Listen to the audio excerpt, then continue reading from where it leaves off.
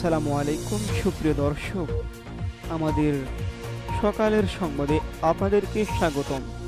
প্রথমেই জানিয়ে দিচ্ছি সংবাদ শিরোনাম। গোপালগঞ্জে 4 হত্যা মামলা, আওয়ামী লীগের 6,000 নেতাকর্মী আসামি। জানাবো বিএনপি হলো ছেঁচড়া চাঁদাবাজ, আওয়ামী লীগ হলো শাহী চাঁদাবাজ, মন্তব্য চরমোনাই পীরের।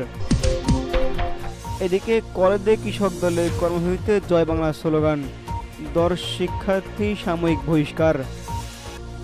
শুনছিলেন সংবাদ শিরোনাম, এখন থাকবে বিস্তারিত। গোপালগঞ্জে 4 হত্যা মামলা, আওয়ামী লীগের 6,000 নেতাকর্মী আসামি। গোপালগঞ্জে জাতীয় নাগরিক পার্টির পদযাত্রা ও সমাবেশকে ঘিরে সহিংসতার ঘটনায় 4 দিনের মাথায় 4টি হত্যা মামলা করা হয়েছে। গোপালগঞ্জ সদর থানায় ওসি মীর মোহাম্মদ শাহিদুর রহমান রবিবার দুপুরে বলেছেন, প্রথম দিন অর্থাৎ বুধবার নিহত 4 জনের ঘটনায় পুলিশ বাদী হয়ে 4টি হত্যা মামলা করেছে। শনিবার রাতে করা প্রতিটি মামলাতেই আওয়ামী লীগ এর অস্ত্র এবং অঙ্গ সহযোগী সংগঠনের অজ্ঞাত 1,400 থেকে 1,500 জনকে আসামি করা হয়েছে। 4 মামলায় মোট আসামি 6,000। এই ঘটনায় চিকিৎসাধীন অবস্থায় আরেকজন মারা যাওয়ার ঘটনায়ও মামলা হবে বলে জানান ওসি।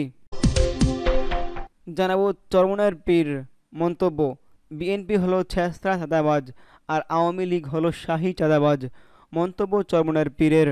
অনেকেই বলে হুজুর আওয়ামী লীগও চাঁদাবাজ, বিএনপিও চাঁদাবাজ, এই দুটার মধ্যে পার্থক্য কোথায়? আমি বলি, একটা হলো ছেঁচড়া চাঁদাবাজ আর একটা হলো শাহী চাঁদাবাজ। আওয়ামী লীগের দেখবেন হাজার হাজার কোটি টাকা চাঁদাবাজি করেছে, এরা হলো শাহী চাঁদাবাজ। আরেক দল আছে যারা ছেঁচড়া চাঁদাবাজ, তারা মুচির কাছে যায়, ঋষির কাছে যায়, টেম্পো স্ট্যান্ডে যায়। আজ রবিবার বিকেলে কিশোরগঞ্জ জেলা শিল্পকলা একাডেমি মিলনায়তনে ইসলামী যুব আন্দোলন বাংলাদেশের জেলা শাখার সমাবেশে চরমোনাইয়ের পীর মুফতি সৈয়দ মোহাম্মদ ফজলুল করিম এই মন্তব্য করেছেন। ফজলুল করিম তার বক্তব্যে ভারতের সমালোচনা করে বলেছেন, ভারত আর বাংলাদেশের মধ্যে কাঁটাতারের বেড়া আসল পার্থক্য না, আমাদের মূল পার্থক্য হলো আদর্শ আর নীতির। এই দেশ মুসলমানদের দেশ, এটাই হলো বড় পার্থক্য, এটাই হলো বেড়া।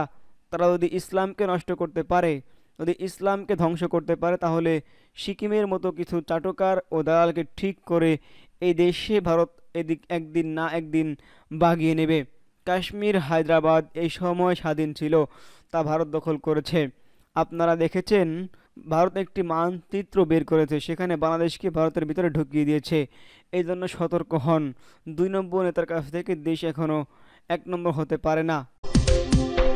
সর্বশেষ ছাত্র বহিষ্কার, কলেজের কৃষক দলের কর্মসূচিতে জয় বাংলা স্লোগান, 10 শিক্ষার্থী সাময়িক বহিষ্কার। নরসিংদীতে জুলাই গণ অভ্যুত্থানে উপলক্ষে বিএনপির সহযোগী সংগঠন কৃষক দলের আয়োজনে আব্দুল কাদির মোল্লা সিটি কলেজ মাঠে বৃক্ষরোপণ কর্মসূচি পালন করা হয়। এই সময় কলেজটির কয়েকজন শিক্ষার্থী জয় বাংলা স্লোগান দেয়।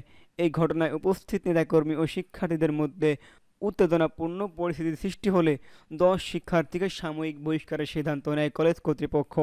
কলেজের প্রশাসনিক সূত্র জানায়, কলেজটিতে কোনো রাজনৈতিক সংগঠন নেই কিংবা রাজনৈতিক কার্যক্রম হয় না।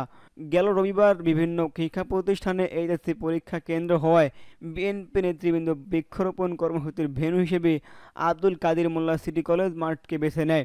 তাদের কর্মসূচি চলাকালে কয়েকজন শিক্ষার্থী আওয়ামী লীগের দলীয় স্লোগান দেয়, এতে করে বিশৃঙ্খলা পরিস্থিতি তৈরি হয়।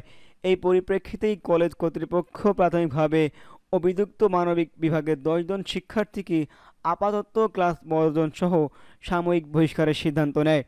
এই কলেজটি হল নরসিংদীর কাদির মোল্লা সিটি কলেজ, যা গত কয়েকদিন আগে এসএসসি পরীক্ষায় 320 জন শিক্ষার্থীদের মধ্যেই 320 জন শিক্ষার্থী এ+ পেয়েছেন।